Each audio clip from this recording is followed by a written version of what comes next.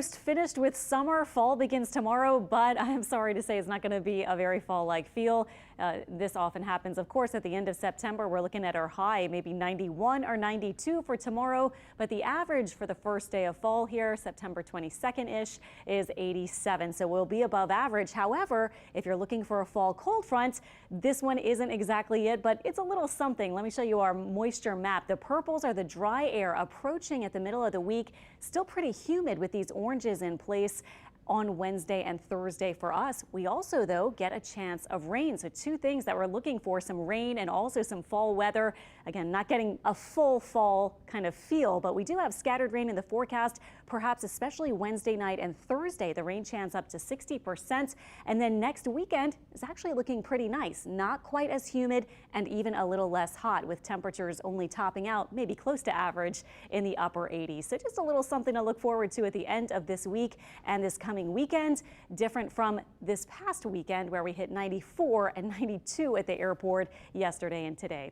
Right now, 83 temperatures, 70s to lower 80s, and tonight we are looking for some upper 60s on the North Shore and 70s south of the lake. Quiet night. Tomorrow highs near 92. Our rain chance about 20%, so not out of the question to get a couple of showers here and there on the first day of fall, which will also be hot. The fall equinox is at 1:19 p.m. tomorrow, so that's the official time that we will switch over to the season of fall. Tomorrow, temperatures again climbing into the 90s. Our dry weather, the yellow is showing abnormally dry conditions. That is still here, of course, but again, later this week, we will start to look for some rain. Let's take a look at it. This is our European model showing Wednesday night starting to see some rain with this next front as it pushes toward us.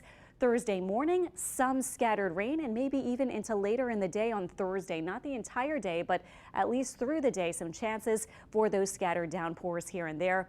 Rain amounts are not looking super impressive, but at least some spots might be able to get up to about an inch or so Wednesday night and Thursday. Those would be the main times. We'll look at the 7-day in a second so you can make your plans, but we also are tracking our second hurricane of the season. Tropical Storm Gabrielle was upgraded to a hurricane this afternoon, and it's actually forecast to possibly become another major hurricane. This would be the second of the season after Erin in August. It has it passing to the east of Bermuda, curving around a big high here very conveniently and probably bringing minimal impacts to Bermuda, aside from some big swells, not only for Bermuda, but maybe eventually along the east coast of the U.S. later in the week. It should continue maybe as a tropical storm through the end of the week, getting close possibly to the Azores by Thursday and Friday.